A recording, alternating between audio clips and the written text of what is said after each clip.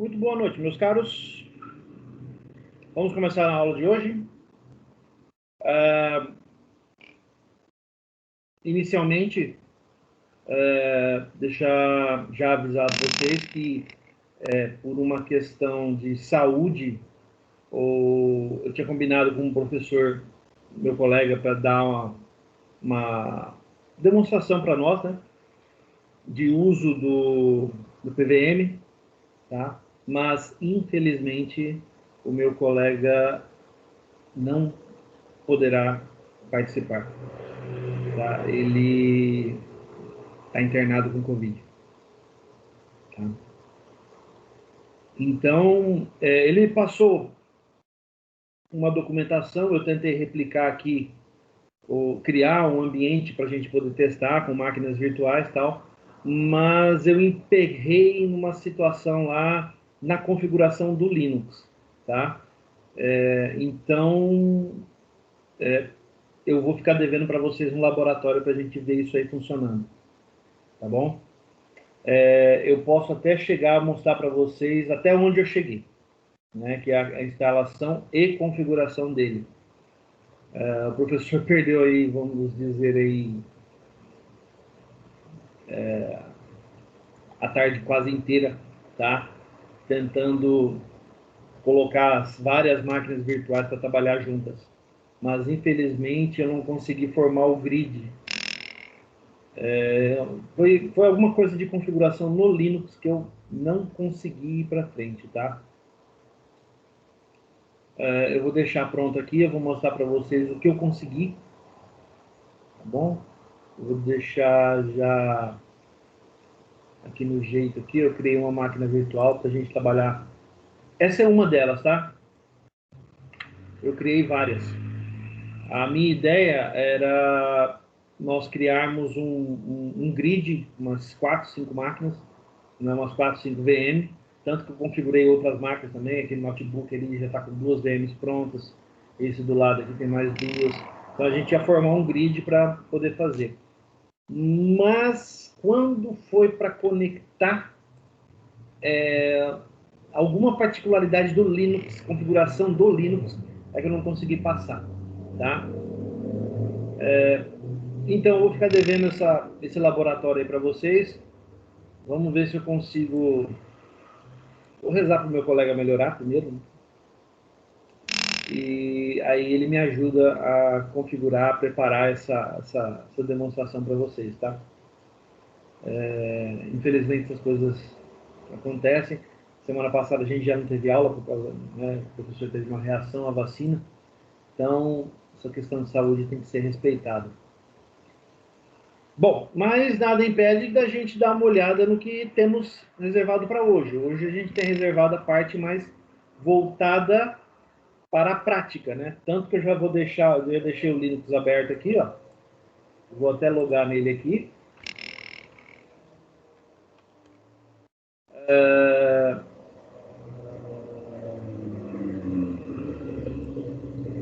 Agora, eu acho que eu vou fazer uma outra coisa.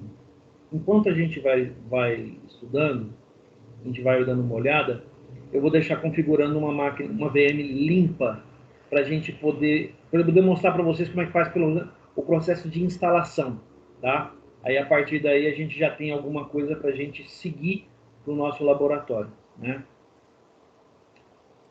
Já é um bom passo adiante, né? Como vocês perceberam, eu estou usando o Debian nas VMs, tá? Todas as VMs, eu instalei 5 VMs, todas elas são Debian, cada uma com um nome diferente, com um IP diferente.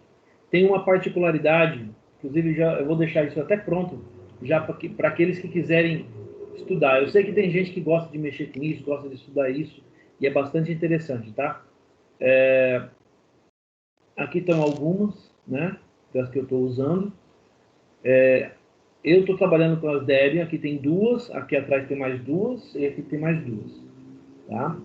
Eu ia utilizar, eu tenho uma Debian PVM pronta, eu vou criar mais uma, aí eu vou deixar ele instalando enquanto a gente vai fazendo a nossa aula para que vocês possam perceber o processo de inicialização e configuração da VM, tá? Quem quiser simular, estudar a respeito, eu posso compartilhar o material que eu tenho. A gente cria um laboratório, né, para fazer essas simulações, tá? Antes que alguém me pergunte, se nós estivéssemos presenciais, estaríamos fazendo isso no laboratório, tá bom? Então, vamos lá? Eu vou startar, então, o processo de instalação. Eu vou criar mais um Debian, tá? Debian PVM, eu vou chamar de...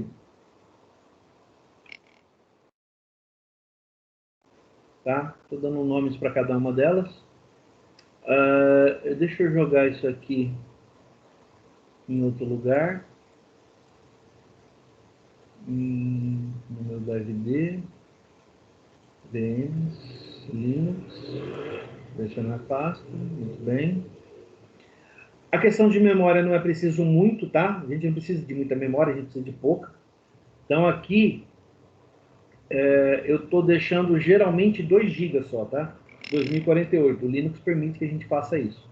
Não instalo nada nesse Linux, a não ser o GNOME, para a gente ter algumas ferramentas para poder trabalhar, tá? Então é o básico do básico, não tem mais nada. Vocês vão perceber que na hora que eu for fazer a instalação lá, eu não vou colocar nada, vocês vão perceber, tá? Aproveitando também que isso está gravado, vocês podem acompanhar depois esse processo, tá? Então, vou criar aqui usando o VDI, né? Que é o disco do VirtualBox mesmo. Vou deixar ele alocado dinamicamente. Eu vou criar esse disco com 8 GB, tá? É básico, é simples, não é muita coisa, tá? E a vantagem do Linux é essa, né? Ele é bem pequeno.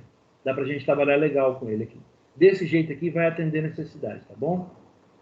Então, ó, vou criar aqui a VM, beleza. PVM Spook. Agora vamos trabalhar aqui. Uma particularidade dessa VM é que a parte de rede dela não pode ser NAT, tá? Para quem vamos deixar claro, vamos explicar tudo, tá? O que é NAT? NAT, o tipo de rede NAT, ela é uma arquitetura, ela é um conceito escondido, vamos dizer assim, tá? A analogia é mais ou menos essa. É como se eu estivesse rodando por trás do meu adaptador de rede e eu não recebo IP, tá? Eu não recebo o IP diretamente, um IP novo para o meu adaptador de rede. Não. Eu uso o endereço IP oficial da minha conexão. Isso é um problema, eu não posso trabalhar assim. Eu tenho que ter... cada VM tem que ter seu IP específico, né? O seu nome específico, o IP específico. Como é que eu faço, então? Eu coloco a placa em modo bridge. Ó. O que ele faz? Ele atribui um endereço IP para essa placa. Tá? Bom, é só isso. Aqui em armazenamento eu só vou colocar aqui o DVD, né, que eu vou usar, que é o Debian. Eu estou usando o Debian 10.9, 64 bits, né? A instalação pequenininha é 337 MB. Beleza, tá feito. Vou mandar inicializar. Na hora que ele começar a baixar os pacotes, aí a gente vai para a nossa aula, tá? Aqui, Ubuntu, não, Ubuntu. Aqui, Debian, iniciar.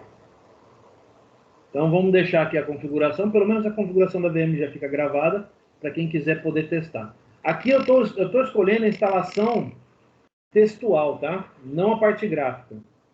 Quem quiser, pode, mas eu acho a parte gráfica muito pesada, né? A textual é mais leve. Então eu venho aqui, ó, install na parte texto. Tá? Eu vou selecionar aqui e eu gosto de trabalhar com ele em inglês. Tá? Então, o idioma, né? Eu seleciono a linguagem aqui, eu vou trabalhar em inglês. A minha localização eu vou informar Brasil, tá? Por causa da questão de horário, fuso horário, essas coisas. Então eu venho aqui em Other, eu seleciono South America e Brasil. Muito bem. Aí ele pergunta qual é o conjunto de local que eu quero carregar para a identificação dele. Eu vou carregar o UTF-8 em inglês, tá? Aí ele pergunta qual que é o teclado que eu quero usar, aí eu informo que eu quero usar o Brazilian, né? Ele já vai direto nos ABNT e ABNT2. Beleza? Deixa ele puxar aqui, normalmente.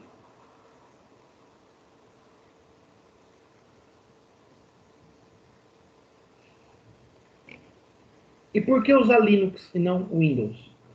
A versão Linux é mais recente e ela é mantida nos repositórios. Tá? A versão Windows, ela data de 2003. Ela é muito antiga. Ninguém mais dá suporte nessa parte, no Windows. A galera investiu muito no Linux. Né? Então vamos lá. Ó. O nome é Spook, né? Que é o nome que eu dei para ele. Beleza. Continue.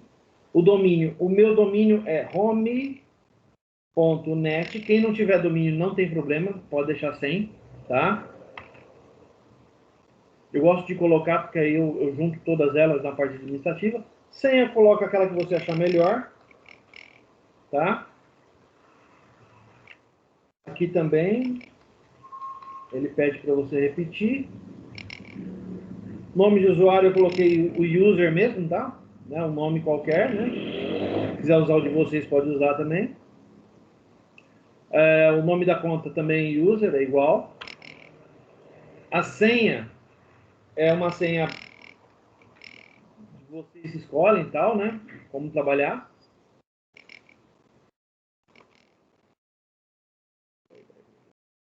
Errado. Legal. Aí ele pergunta a minha time zone, no caso, Mato Grosso do Sul, né? Por isso que eu seleciono o Brasil. Senão ele vai se perder e vai querer jogar a gente pro fuso horário da Califórnia.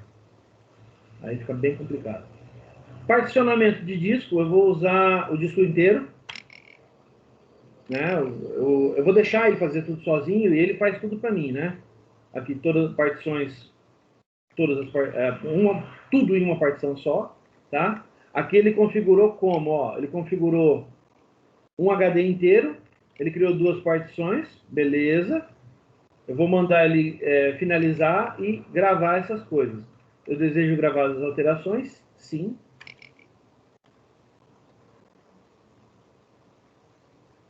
Aqui ele vai puxar o sistema base do Linux, tá? E daqui a pouquinho eu alterno para a gente ir para a nossa aula. Depois no final eu vou mostrar para vocês, depois que ele estiver pronto, eu vou mostrar para vocês a instalação do PVM. Como fazer a instalação. Super simples. Tá? E é por isso que eu escolhi fazer no Linux e não no Windows. Tá? A partir do Windows, como eu falei para vocês, não tem suporte desde 2003. Tanto que a documentação base que fala dele fala do Windows 95 e 98. Então faz tempo que ninguém dá moral pro Windows nessa parte. Tá? E geralmente o pessoal prefere Linux pelo sistema operacional ser mais leve. Então, quando você cria as máquinas virtuais e coloca para trabalhar em grid, fica muito mais fácil você trabalhar com elas no sistema operacional mais leve. O Windows, na versão mais recente, nas versões mais recentes, ele vem vindo agora com uma possibilidade de ser apenas console. Tá? Ele não tem mais a parte gráfica, o servidor gráfico. Ele só vem com a parte de console dele. Tá? Tem um nome isso, eu esqueci o nome agora. Mas você instala o servidor sem a parte gráfica. Então ele cria somente uma telinha, um console, tá? E o gerenciamento dele é feito todinho remoto. Você não faz um gerenciamento não tem ali no servidor um teclado e um mouse e um monitor para você conectar no servidor. Não, você faz tudo remotamente, via rede. Né? Então, com isso, o Windows entrou nessa seara de servidores mais leves. Mas é muito difícil ganhar do Linux. O Linux é muito, muito leve. Bom, ele pergunta se eu quero olhar outro lugar, ou escanear outra fonte. Não, eu só tenho aquela fonte. Ele pergunta da onde eu quero que ele puxe os arquivos que eu vou instalar, né? Eu vou falar que eu quero do Brasil mesmo.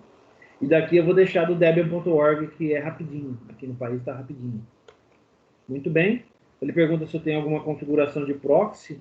Não, não tenho nenhum. E aí ele já vai escanear lá o servidor, buscando as informações dos pacotes para a instalação dele. Tá? Então, como eu estava falando, quando a gente trabalha com arquitetura paralela, criação, por exemplo, de grids e clusters, eles dão preferência para o Linux justamente por isso. Você não precisa instalar um sistema operacional completo. Não. Vocês vão perceber aqui que eu vou deixar ele... Eu não vou marcar praticamente quase nada. Vou deixar ele default, do jeito que ele vem. Tá? Vocês vão ver exatamente o que ele vai cobrar aqui. Aqui ele está perguntando se eu quero que coloque um pacote de popularidade. Não, não quero nada disso. Tá? Ele vai passar para a parte de instalação e aqui o que eu mostrei para vocês. Ó. Lembra que a gente pode selecionar, na parte gráfica, eu mostrei já para vocês anteriormente, que a gente pode selecionar os ambientes gráficos que a gente vai usar, assim, poderia usar nesse Linux. Tá? Na minha máquina, na minha VM aqui, ó, essa aqui, eu estou usando Gnome. Eu vim e marquei Gnome. Ele baixa o pacote completo do Gnome. Se você não marca nada, deixa do jeito que está, né? Aquele Debian Desktop Environment, aí o Print Server e o Standard System Utilities. Só, tá? O que acontece? Ele não baixa a parte gráfica inteira dele, não. Ele baixa o mínimo dela para você poder usar. Isso é interessante, por isso que a VM pode ter só 2 GB, ela só precisa de 8 GB de espaço, entenderam? Mas tem uma coisa aqui que a gente tem que ter. Mas eu vou deixar para instalar depois, tá? Quando a gente estiver instalando o PVM. É essa parte do servidor SSH, ele faz uso disso. Mas o PVM, ele cobra a instalação desses pacotes e dos serviços para ele poder rodar, tá bom? Então eu vou deixar do jeito que tá, não vou colocar nada. Fala, Manuel, pode falar. Só para citar no caso, ali o SSH servers é para você poder acessar ele pelo put, certo? E usar Espera um os pouquinho, cara, comandos eu não tô te remotamente, né? ouvindo, tá muito baixo o som. Espera aí. Eu tô no Linux aqui. Só um pouquinho. Tá me ouvindo melhor agora, professor? Melhorou. Tá, não, então, só citando, né, no caso é o SSH Service, aí no caso é para você poder acessar ele, dando um exemplo pelo put, certo? Aquele programinha, Isso. que é um MDocs, né, um docs, por assim dizer, né? Uhum. E aí você joga o IP e você acessa ele e joga os comandos por ele, remotamente, sem precisar estar na máquina, digamos assim, né? Isso. Eu só tô citando isso porque na Oi, dando um exemplo, quando eu trabalhava lá, a gente usava para acessar os DSLANs, né? No caso que eram os switches em si. Isso. E atualmente na caixa a gente usa também para acessar as máquinas, os ATMs, para poder reiniciar ou instalar os drives deles. Isso. Isso é importante, o que o Emanuel bem colocou aqui, que é o seguinte. PVM, ele utiliza internamente o canal SSH. Então, ele cria um canal seguro HTTPS entre as máquinas, mas não usa o protocolo HTTP. Não. Importante isso, tá? Lembra que a gente já tinha estudado anteriormente como ele funciona internamente, como ele se comunica? Ele faz uma comunicação muito análoga ao RPC. Tá? A gente já viu isso em outras aulas, né? A parte teórica. Aqui a gente vai ver um pouquinho da parte prática. O ideal seria se, lógico, a gente tivesse em laboratório e pudesse simular isso em laboratório, ficaria muito melhor. Tá? Inclusive, eu já tenho até alguns problemas para nós resolvermos utilizando justamente o PVM. Tá? Mas nada impede que a gente não aprenda e não tenha conhecimento de como criar o ambiente para rodar o PVM. Tá bom? E é justamente isso que a gente está fazendo agora. Quem chegou depois, nós estamos criando o ambiente para rodar o PVM. Tá bom? Mais uma vez eu aviso, o palestrante que viria hoje dar uma aula para nós a respeito do PVM, né, uma demonstração prática do PVM. Infelizmente, o professor lá da Unicamp, o meu colega, ele está internado com Covid. Tá? Ele me passou uma documentação, eu briguei a tarde toda aqui com essa configuração, porém eu não consegui rodar por algum problema de configuração no Linux, porque a versão que ele usa do Linux é diferente da minha, então os arquivos de configuração deles são diferentes dos nossos. Tá?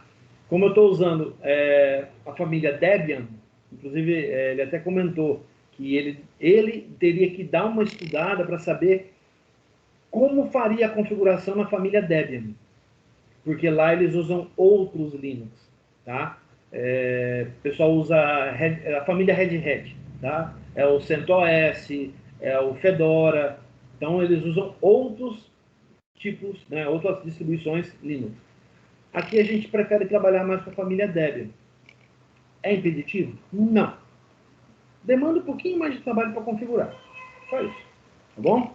Vamos iniciar a instalação, aí a gente vai partir para a nossa parte teórica da apresentação para a gente ver exatamente o que vai ser instalado e como funciona. Tá bom? Vou voltar aqui para a VM, vou continuar a instalação. Perceberam que eu não marquei nada, vou deixar o Linux aqui, né, dispare e esqueça, né? Tipo arma teleguiada. Então, em tempos de guerra, do jeito que a coisa está pipocando, a gente está conhecendo bastante esses termos. Né? Deixa ele instalando aqui e tal, e vamos cuidar da nossa aula. Então, vou deixar ele escondidinho do lado de cá. Tá? Deixa ele ali, quietinho. E vamos para a nossa apresentação.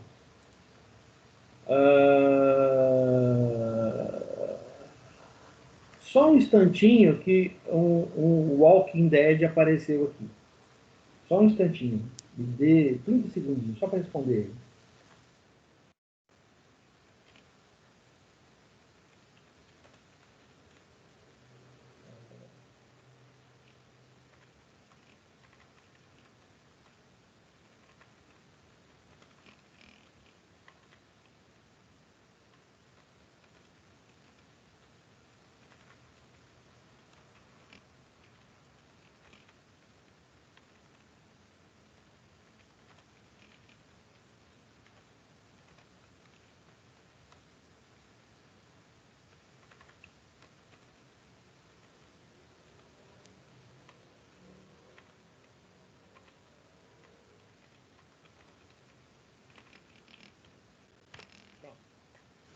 Tem cara e cheiro de calor, mas não sei dizer ao certo.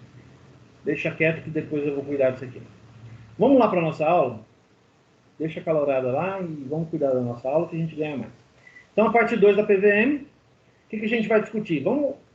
Coisa bem rápida, tá? Bem pontual, lembrar o que a gente falou um pouquinho só na aula anterior. Depois a gente vai passar na parte de introdução à programação do PVM, como funciona. Depois a gente vai falar dos paradigmas de programação em PVM e, por fim, a máquina virtual, que é essa parte que está falando. Tá bom? Então vamos lá. Recordando um pouquinho da aula anterior, o que a gente falou? Primeiro de tudo, PVM é uma abreviatura de Parallel Virtual Machine, ou máquina paralela virtual. Conceitualmente, trata-se de um subproduto de um projeto de pesquisa em computação em rede heterogênea, em andamento. Olha só, o projeto não está concluído, tá? É um projeto em andamento. Eu vou deixar aberto aqui, inclusive, porque eu peguei a parte de apresentação do projeto. Deixa eu achar aqui, só um minutinho, que eu vou passar para vocês também o... Aqui, ó. Deixa eu ver. Isso aqui, ó. Isso aqui é a página de apresentação do projeto PVM, tá, gente? Ó. É bem textual as coisas aqui, tá? Bem texto mesmo, bem... Não tem tudo muito texto. Aqui tem, inclusive vai para a homepage deles aqui, ó, do projeto. Ah, que legal. O site está fora do ar. Bom, mas o importante é esse cara aqui. Aqui, esse netlib.org é que hospeda o projeto. É onde você pode fazer download, inclusive, do projeto. Tá? Mas, pelo Linux, nós não precisamos fazer download de nada. Porque aqui você tem que baixar e compilar. Vocês podem ver que eu tentei pegar a versão Windows, tá? E a parte Linux eu nem dei moral, porque o Linux já vem com isso pronto, né? Então, é muito melhor você trabalhar com as coisas prontas já, né? Bom, projeto em andamento, né? Tá? Mostrei para vocês no site deles, envolvendo diversos pesquisadores e suas instituições acadêmicas, cujos objetivos, perdão, cujos objetivos gerais deste projeto são investigar problemas e desenvolver soluções para a computação concorrente heterogênea. PVM é um conjunto integrado de ferramentas de software e bibliotecas que emula uma estrutura de computação simultânea de uso geral, flexível e heterogênea, em computadores interconectados de arquitetura variada, possibilitando que tal agrupamento seja enxergado como uma única máquina paralela virtual. Então, no caso, as VMs que eu configurei aqui, né, estou tentando, né, configurar, vou deixar tudo pronto para a gente ver isso depois. E se tudo correr bem, meu colega melhorar, ele vai me ajudar nisso, né, porque ele entende muito mais isso que eu, afinal de contas, ele está fazendo doutorado nisso. Então,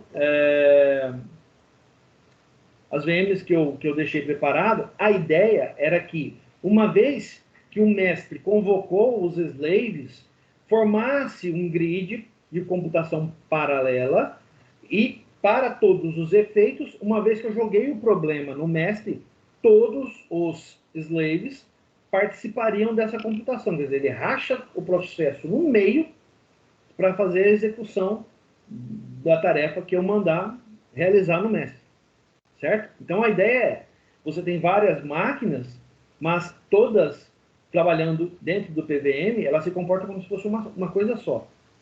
E essas máquinas podem ser as máquinas mais variadas possíveis, das mais variadas arquiteturas.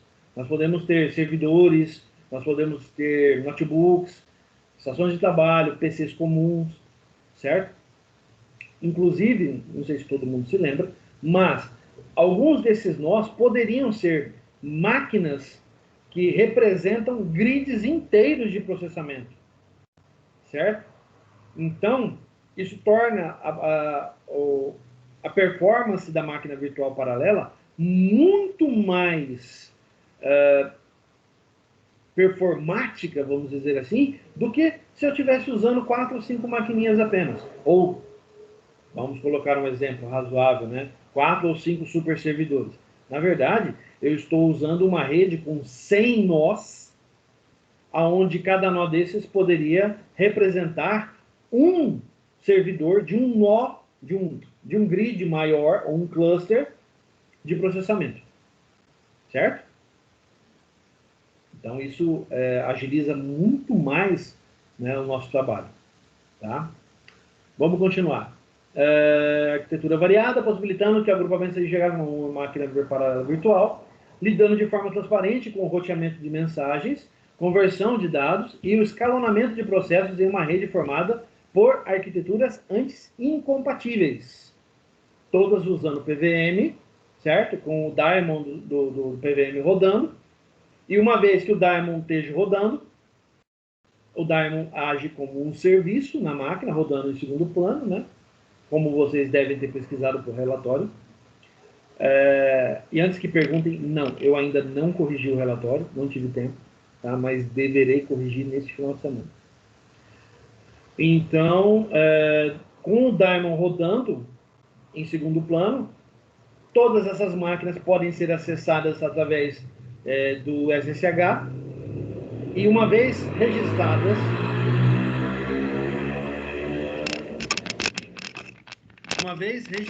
essas máquinas, nós temos uma máquina virtual paralela, né, que consegue desenvolver os cálculos e realizar as tarefas que antes seriam realizadas por apenas poucas, ou uma ou duas máquinas no máximo. Certo? Muito bem. Continuando, então. Tá. Vamos lá. Programação em PVM. Vamos falar de programação agora. O programa console do PVM nada mais é que uma aplicação desenvolvida a partir da biblioteca PVM, no caso libpvm.a, cuja função é fornecer uma interface para que o usuário modifique a configuração da VM e possa fazer algum gerenciamento de tarefas. Para explorar todas as capacidades do sistema PVM, é necessário programar um algoritmo paralelo que se adeque ao problema sendo estudado. A eficiência do algoritmo paralelo é altamente dependente da decomposição do algoritmo serial em tarefas independentes. Essa decomposição em tarefas independentes ou concorrentes leva em conta questões como: qual será o tamanho, tempo de execução, das tarefas independentes em relação ao tamanho do algoritmo serial correspondente. Essa medida é chamada de grão de paralelização. Não confundir com granularidade. Quanto tempo será gasto em transmissão dos dados de cada grão para os processadores envolvidos na paralelização? O tamanho escolhido para o grão de paralelização deve levar em conta os tempos de transmissão dos dados do grão em relação ao seu tempo de execução. Quanto maior for o tempo de execução do grão, entenda grão como porção de código, né, porção do problema que você deve trabalhar. Tá? Menores serão os custos relativos à comunicação. Os problemas encontrados na PO, Programação Orientada, tendem a apresentar um tempo de solução que cresce exponencialmente com o tamanho do problema. Esta característica facilita a decomposição das tarefas e permite bons ganhos de performance, speed up, no jargão da computação paralela. Então, a gente sabe bem disso, a gente já teve essa impressão lá em programação. Se você pega algo muito grande para ser processado, o que naturalmente você faria? Dividiria o problema em partes menores? A gente viu algo parecido com isso quando a gente estava discutindo threads, lá em programação orientada. Tá? Eu não sei se o Sidney chegou a discutir isso com vocês em PO1. Se não discutiu, a thread está muito atrelada àquilo que a gente está falando aqui. Tá? Então, o que seria a thread? Né? Vamos entender a thread como você cria uma seção separada, na qual você disponibiliza determinado material para ser processado. Certo? Então, as threads, elas trabalham de forma paralela. Tá? Elas trabalham de forma que você, ao realizar essa separação, você consiga dividir essa tarefa gigantesca em porções menores que serão processadas em paralelo. Tá? Não confundir isso com multitarefa. Fala, Manuel!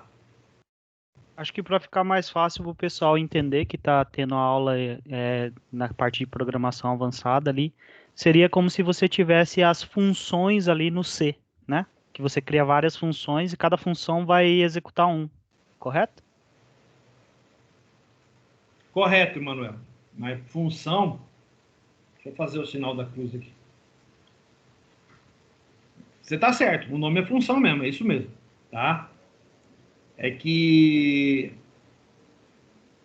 é importante a gente entender isso. Tá? O conceito de thread, ele se aplica mais fortemente à programação orientada a objeto. Tá bom?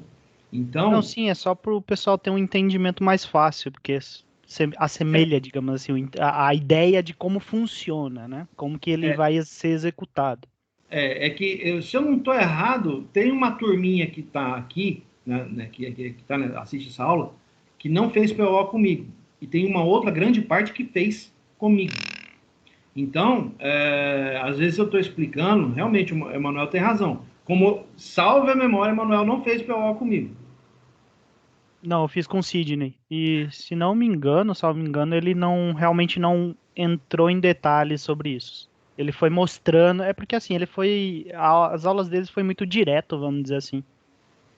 Eu achei isso, foi muito direto, tipo, ele foi mostrando como que funciona, só que não teve muita explicação a respeito de cada passo, vamos dizer assim.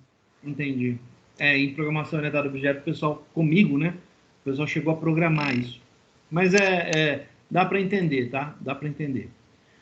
Vamos lá, vamos tentar então explicar isso de jeito fácil para vocês.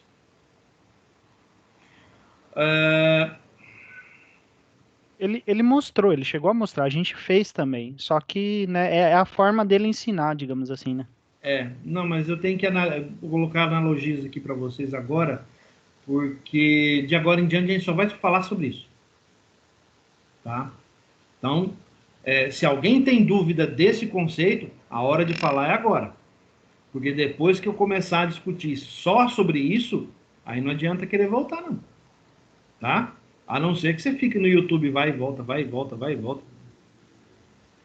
Tá, vamos lá. Vamos dar um exemplo rápido. Eu recebo um arquivo TXT com 100 milhões de registros. 100 milhões de registros.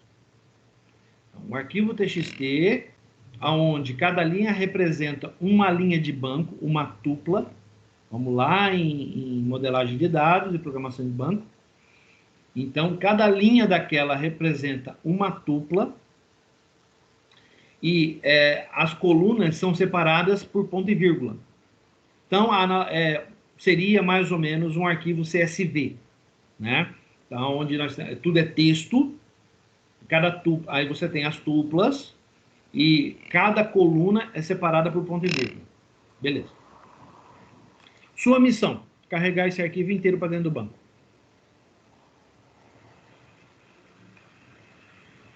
Carregar o arquivo inteiro para dentro do banco. Então tá. Então, o que você tem que fazer? Você tem que pegar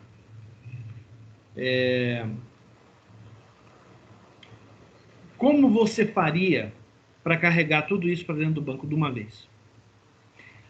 A galera que conhece banco certamente diria: eu posso fazer um book insert, né? Eu tenho certeza que tem um ou outro aí que deve estar pensando nisso. Eu poderia fazer um book insert. Tá, e como é que funciona o book insert mesmo?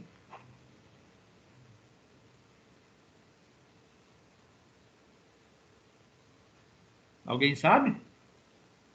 Quem pensou nisso tem alguma ideia de como funciona? Não? Vamos lá. Book insert é um recurso do banco que permite você movimentar grandes volumes de dados de uma vez só. Muito bem, mas mesmo para um recurso tão interessante, que é capaz de pegar 1 milhão de linhas e inserir diretamente dentro do banco, só que ele insere diretamente, sem fazer tratamento nenhum. Ele simplesmente pega daqui e joga para lá, só, não faz mais nada. Tudo bem. Mesmo para o book insert, existe um limite. E o que é que o book insert faz? Ele faz exatamente o que nós estamos propondo fazer. Pegar um problema enorme e dividi-lo em pequenas porções. Certo? Vamos imaginar que a problemática é um pouco maior do que só simplesmente importar esses dados. Vamos imaginar a situação em que você tenha que ler cada registro, validar esse registro e, se for necessário, complementar as informações desse registro, fazer alguma correção de campo, ajuste de valor, algo do gênero. Então, você vai ter que aplicar alguma regra de negócio em cima daquele registro, para aí sim gravá-lo no banco. Então, o Book Insert está fora. O Book Insert está fora. Nesse momento, o Book Insert está fora. Muito bem. E aí, o que você faria? Bom, primeiro, isso é um problema que a programação orientada a objeto resolve no estalar de dedos. Mas, para tanto, ela precisa fazer uso de threads. E o que seriam essas threads, professor? Essas threads seriam divisões de memória, e cada uma dessas divisões estaria responsável por captar esses dados, processar esses dados e armazenar esses dados. Certo? Então vamos imaginar o seguinte: são 100 milhões de registros. Vamos colocar na casa do hipotético, tá? Porque não tem como certeza de afirmar. Mas vamos imaginar que cada registro levasse pelo menos 2 segundos para ser captado, avaliado. Quando eu digo avaliado, é preparado, modelado, corrigido, adequado. E aí sim, ser colocado à disposição para gravação. Olha só, eu não estou dizendo que ele vai gravar direto. Estou dizendo que ele vai ser colocado à disposição para gravação.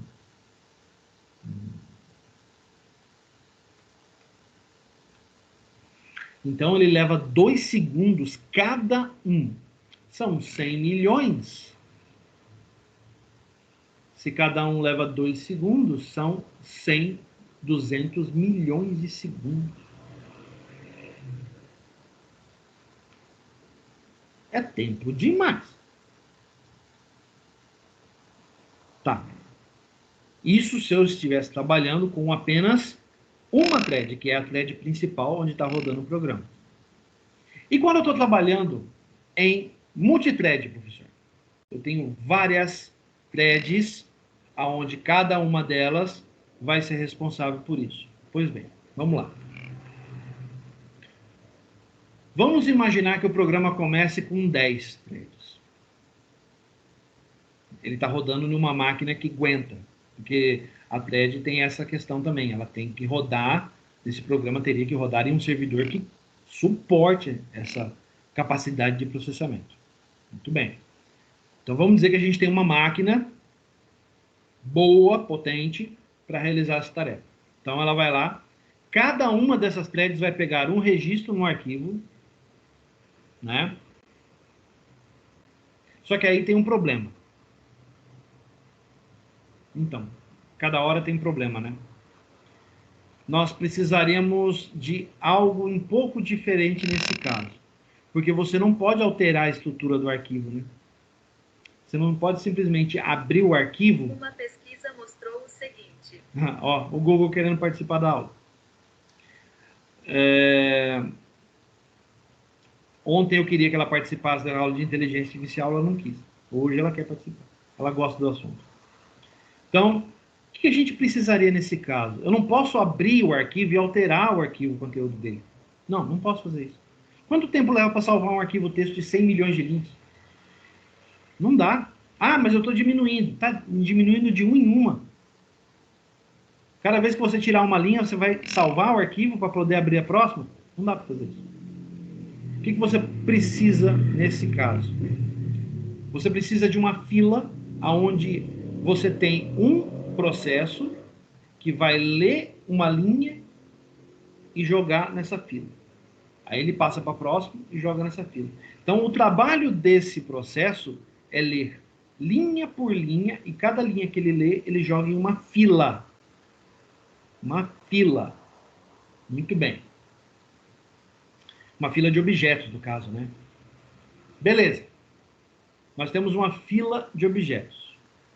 Depois, aí o programa multithread começa a funcionar.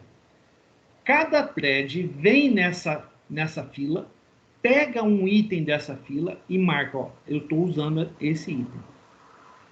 Ele executa o trabalho dele, deixa o objeto pronto para ser gravado e armazena em uma segunda fila.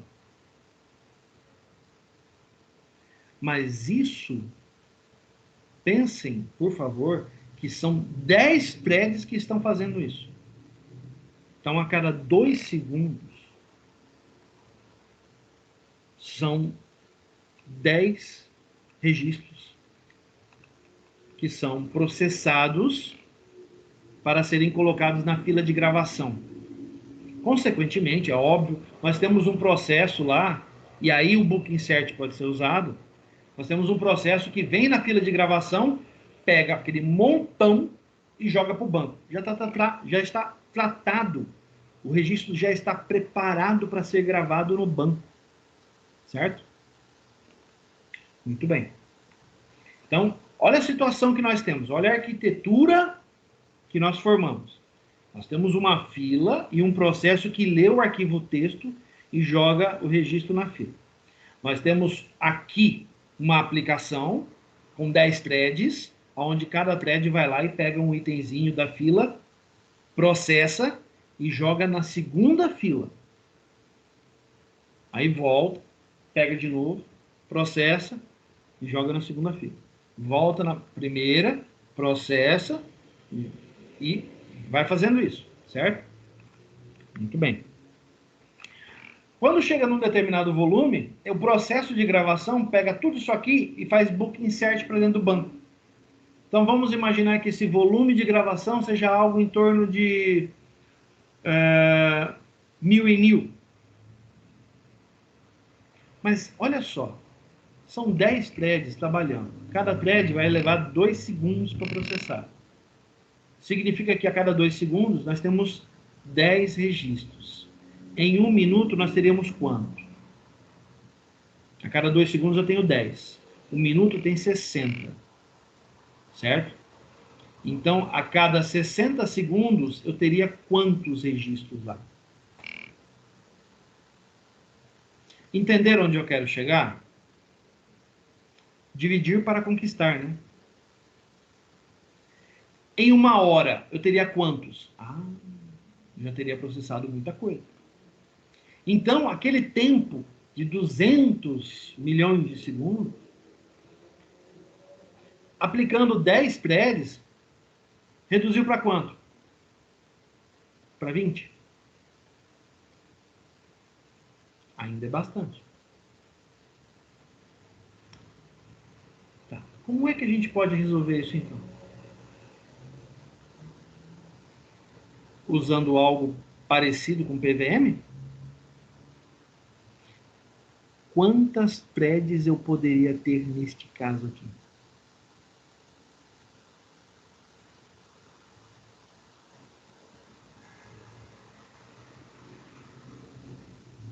Cem? Por que não? Não é verdade? Dependeria da quantidade de usuários que você tem conectado, né? E Usuários? Usuários não, né? Cada equipamento da máquina, né?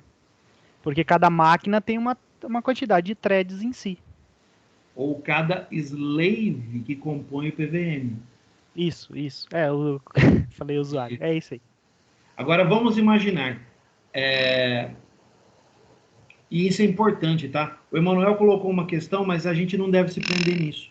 A gente não pode se prender ao que um nó ou um slave do PVM pode fazer. Não. A gente se prende ao todo do PVM. Então, aquele recurso, às vezes, não é tão potente. Certo? Mas a gente tem um outro nó que representa um grid de processamento. Por trás daquele nó, para nós parece um único nozinho, existe um grid de processamento. E ali, todo esse processamento se acumula dentro do PVM. Entenderam agora onde eu quero chegar? um arquivo de 100 milhões de registros para um conjunto PVM de tamanho razoável, 150 nós, por exemplo, ele processaria em quanto tempo? O que poderia ser feito em meses cai para dias ou horas. Certo? Todo mundo entendeu meu raciocínio? Quem não entendeu? É importante entender isso, gente, porque o assunto só trata disso daqui para frente. Tá? Muito bem. Vamos em frente, então. A interface de programação do PVM. O PVM fornece duas interfaces análogas de programação. Uma em linguagem C, C++, e outra em linguagem Fortran. Permitam-me aqui um adendo a essa informação. O meu colega, antes de adoecer, ele me passou uma informação bastante interessante. Python tem um conjunto de bibliotecas que trabalha com PVM. Tá? E esse conjunto Python, esse framework do Python, ele tem sido muito utilizado pelas instituições que estudam o PVM lá nos Estados Unidos. Então, o pessoal está, vamos dizer assim,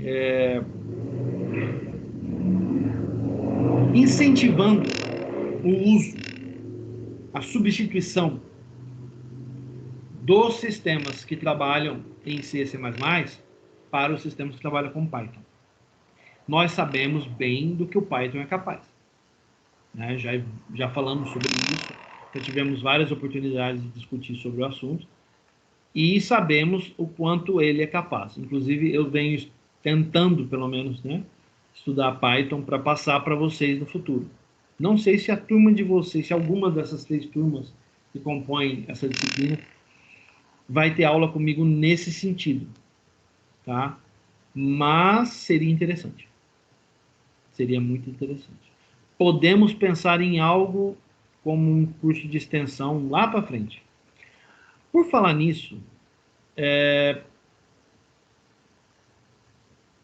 ainda é um pouco prematuro de dizer, mas a instituição ela está planejando alguns cursos de extensão para dar algum reforço para vocês por causa desse período da pandemia. Tem muita gente que está reclamando que não estudou adequadamente, que as aulas não tinham uma dinâmica legal, né, e poderia ter rendido muito mais. Em grande parte eu concordo. Então, baseado nisso, a instituição ela está preparando, tá? Tem as ideias, já tem até alguns professores já, né, citados para participar desses projetos, de extensão em algumas disciplinas muito importantes. Uma delas é programação, tá? Então, muito provavelmente, tá? Não temos uma data definida, porque a gente, para falar a verdade, a gente não tem nada definido ainda. Tá? Mas, a princípio, é possível que esses projetos comecem a vigorar a partir do segundo semestre agora. Tá? Provavelmente em modelo de curso de extensão aos sábados, tá? Que é geralmente o dia destinado a esse tipo de curso, tá bom? E antes que alguém grite, faça barulho e tal, seria projeto de extensão. Então não tem custo para vocês, é só a participação de vocês, certo? Mas estamos na casa da conjectura. O importante é vocês entenderem que a instituição está acenando que sabe do que está acontecendo e que quer tomar providências a respeito. Isso é muito importante. Tá bom? Por trás desses projetos aí tem eu, tem a professora Adriane, principalmente ela, lógico. Tem o professor Paulo. Tem mais 2 professores envolvidos também, tá? Só que eu ainda não posso confirmar o nome deles, mas eu e o Paulo é certeza. Tá bom? Bom, voltando aqui então. Vamos analisar as rotinas da interface de C++, mas todas as funções e conceitos são facilmente adaptados para a interface Fortran. Aqui ele se prende muito ao Fortran, porque Fortran foi durante muito tempo a principal linguagem científica, tá? Mas é importante a gente destacar que no Python o nome do método é muito parecido, se não igual. Então tem essa vantagem para a gente, tá bom? Aqui ele dá o exemplo aqui, ó, a função em C, pvm my tid, lembra dos TIDs? São os números de identificação, né, das tarefas. É escrito em Fortran como pvm f my tid. Lá no Python, o padrão é colocar o py na frente, tá? Então seria aqui py pvm my tid, certo? Funções de controle de processos. Toda aplicação paralela pressupõe a existência de diversos processos que rodam concorrentemente. O gerenciamento de processos ou tarefas, como os processos são comumente referenciados na documentação PVM, é feito através de um conjunto de funções de controle de processos. Os mais importantes são pvm my tid, TID, devolve o identificador, que é um valor inteiro, pelo qual o processo chamador é conhecido na VM. Aqui é MV, não, é VM. Eu estou usando o termo VM aqui. Deixa eu só... Espera um pouquinho só, gente. Eu cliquei aqui e ele mexeu em outro lugar que não tinha nada a ver.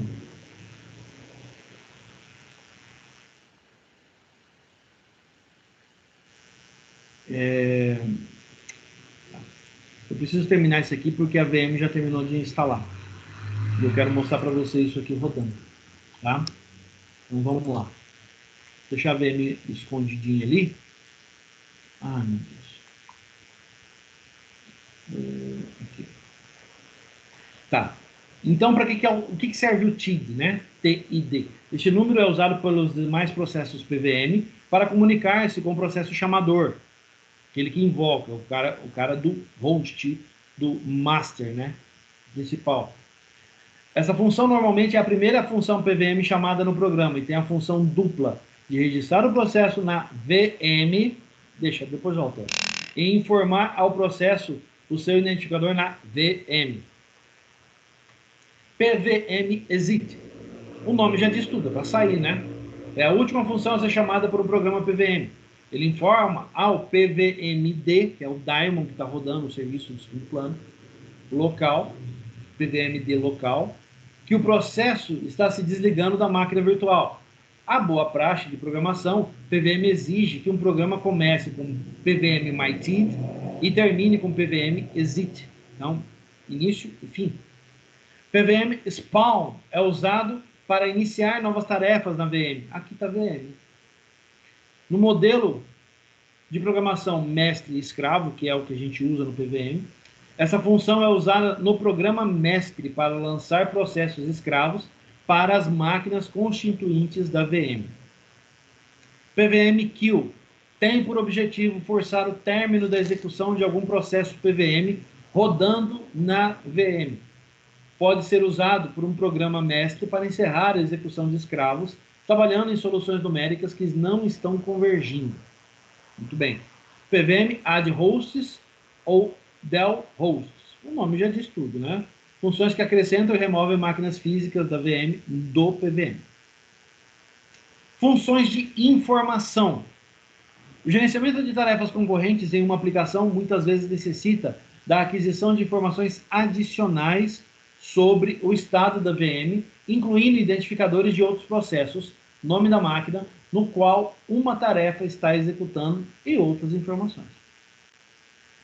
Alguns dos métodos, tá? PVM Parent, função útil em processos escravos, que retorna o identificador do processo que iniciou o processo atual. Parent, pai, né? PVMP Error, função que imprime a saída para uma saída padrão, uma mensagem indicando o tipo de erro retornado por uma função PVM. Valores de retorno menores que 0 indicam um erro na função. PVM Config. As informações retornadas por essa função são úteis para detectar falhas em máquinas e tarefas da VM. Hoje à tarde eu brinquei bastante com esses caras aqui, tá? Tive muitos erros. Por exemplo, para saber se alguma máquina da VM foi desligada ou desconectada da rede. Funções de gerenciamento de buffers. Chamados buffers são regiões de memória destinadas a armazenar mensagens que serão enviadas para outras tarefas ou recebidas delas. Toda a comunicação entre tarefas envolve o uso de buffers. A memória ocupada por um buffer de envio ou recebimento deve ser inicializada antes de ser usada, e as funções abaixo têm este propósito. A gente vai discutir quais são. PVM init send,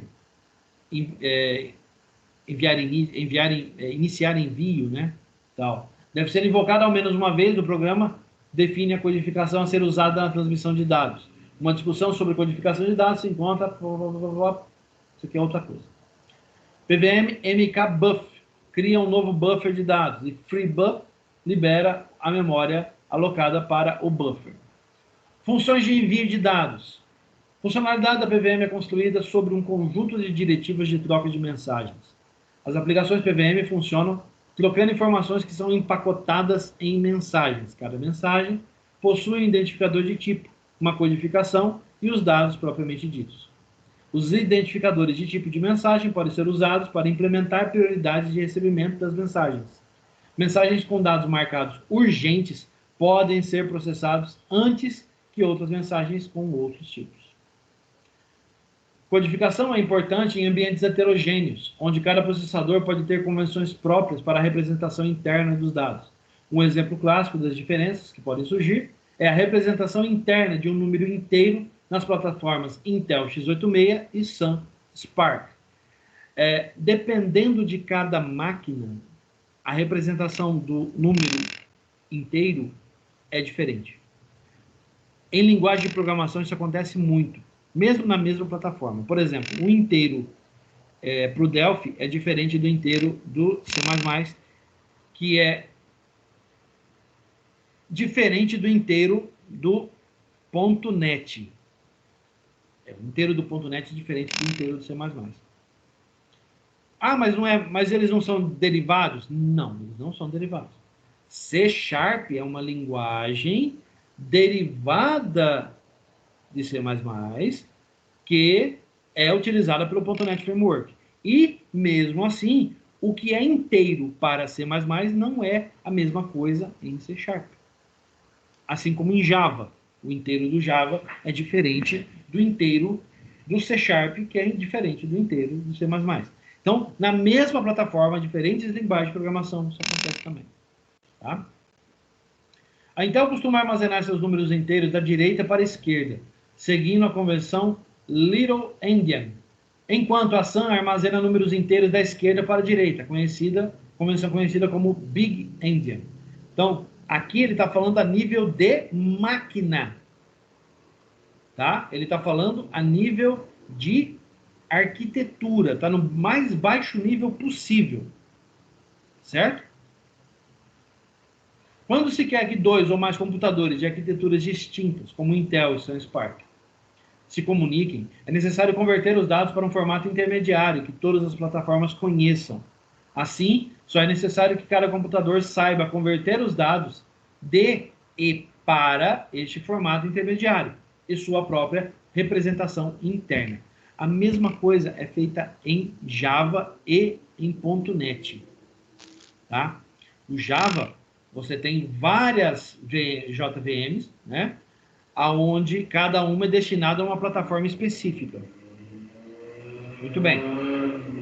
A linguagem de programação, ela trata inteiro como sendo inteiro. Só que na hora que esse valor sai da linguagem ali, do fonte, e vem para o interpretador, que está dentro da JVM, ele converte do valor da linguagem lá na origem, que pode ser a máquina, pode ser um Windows, tá?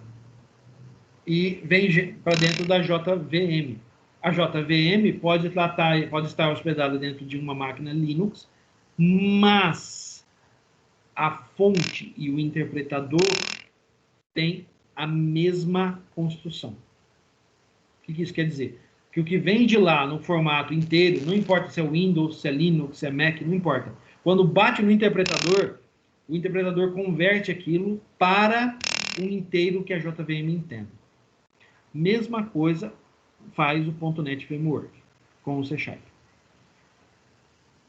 Em se tratando, por exemplo, do trabalho que é feito no ASP.NET Core, você tem Windows, Linux e a linguagem C#.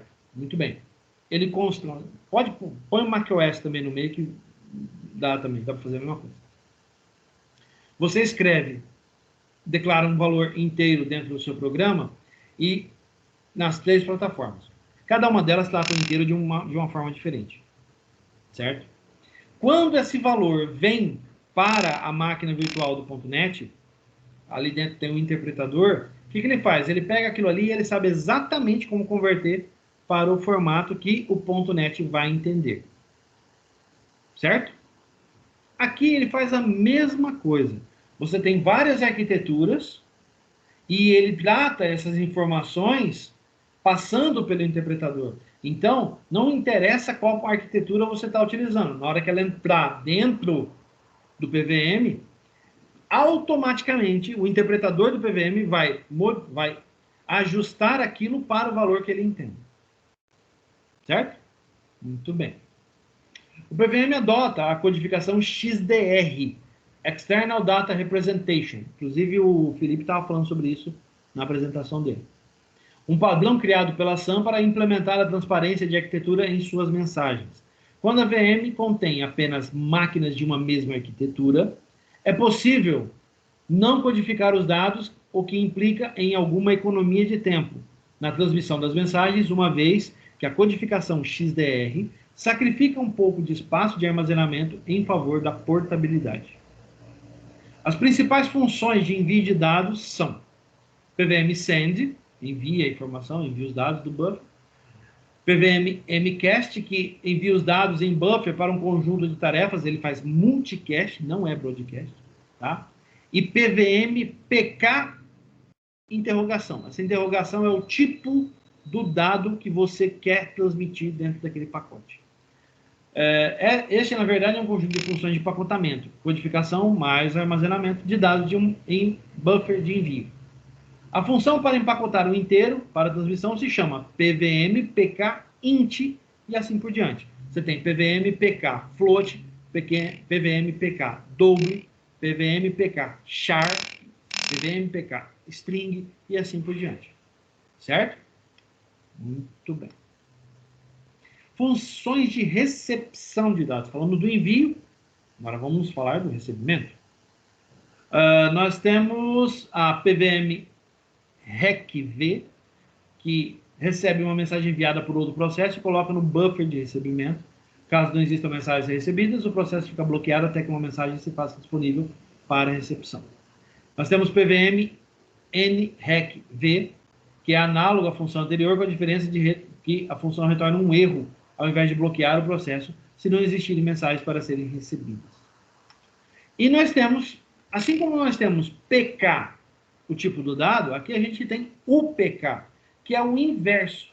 Se a PVM PK int empacota no buffer de armazenamento para envio um valor do tipo inteiro, o PVM UPK, ele desempacota isso, tá, do buffer para trabalhar com esses valores. Certo? É isso mesmo, acho que não precisa nem comentar muito a respeito. Bom, vamos passar para o paradigma de programação.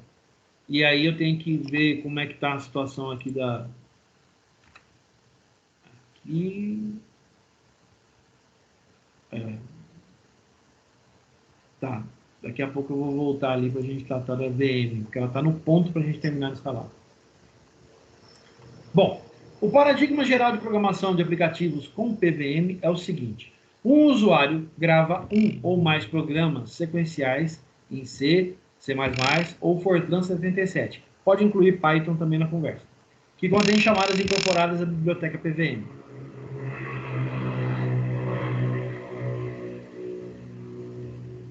Cada programa corresponde a uma tarefa que constitui o aplicativo. Esses programas são compilados para cada arquitetura no pool de hosts, e os arquivos de objetos resultantes são colocados em um local acessível a partir de máquinas no pool de hosts. Para executar uma aplicação, um usuário normalmente inicia uma cópia de uma tarefa, normalmente a tarefa master, ou iniciando, manualmente a partir de uma máquina dentro do pool de hosts. Geralmente, a tarefa ela se inicializa pela master. Você contacta a master e envia as informações que você deseja processar para ela. E ela se vira para distribuir isso para o resto da PVM. Este processo, subsequentemente, inicia outras tarefas PVM, resultando eventualmente em uma coleção de tarefas ativas que então computam localmente e trocam mensagens entre si para resolver o problema. Observe que, embora o acima seja um cenário típico, quantas tarefas forem adequadas podem ser iniciadas manualmente. Por isso que eu falei naquele exemplo que a gente estava discutindo, eu falei 10. Quando eu passei para o PVM, eu já falei 100, 1000. Quantas forem necessárias. Certo?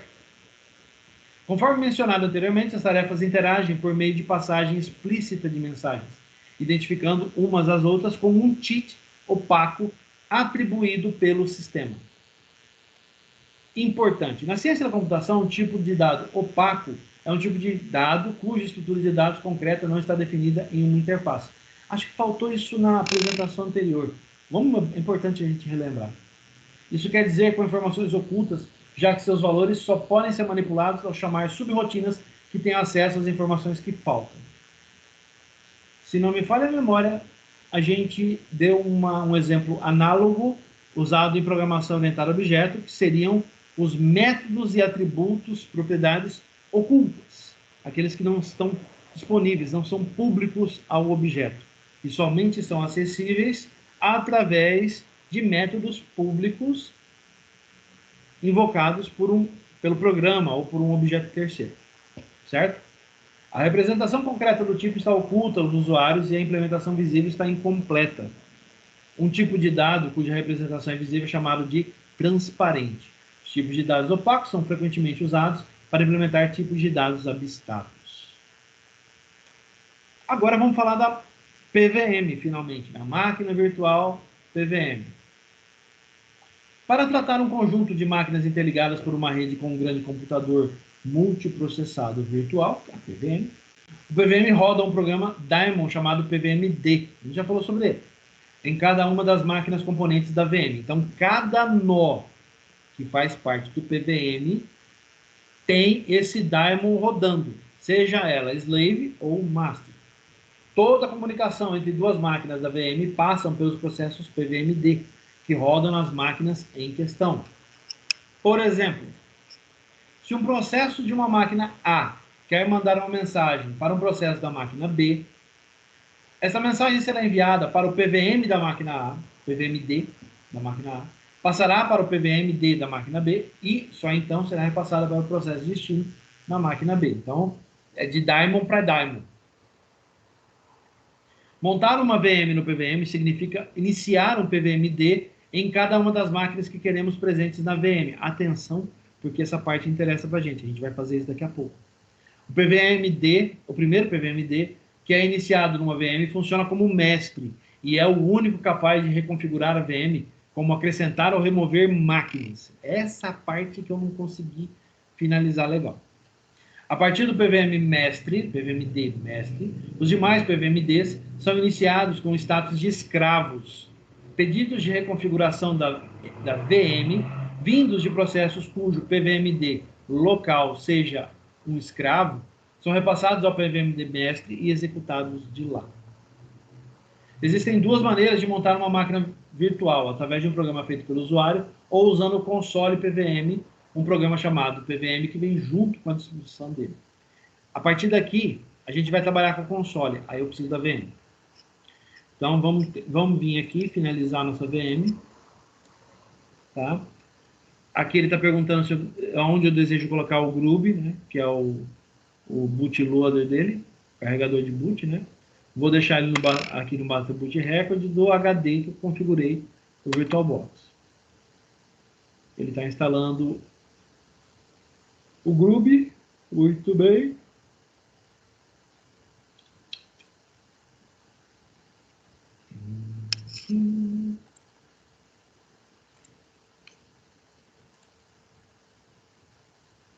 Só um pouquinho.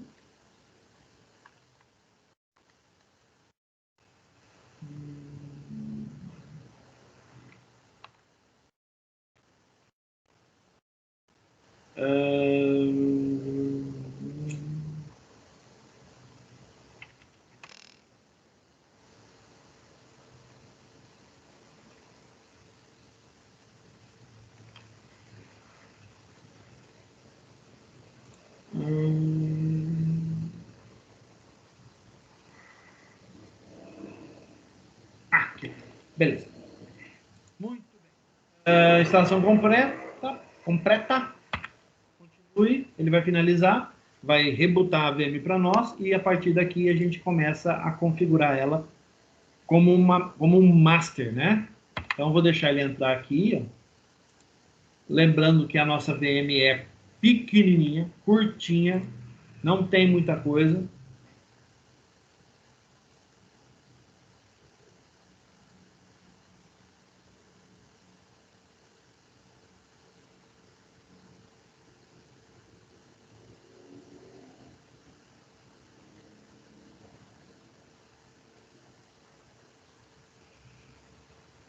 Deixa ele carregar aqui. Primeira vez ele demora um pouquinho.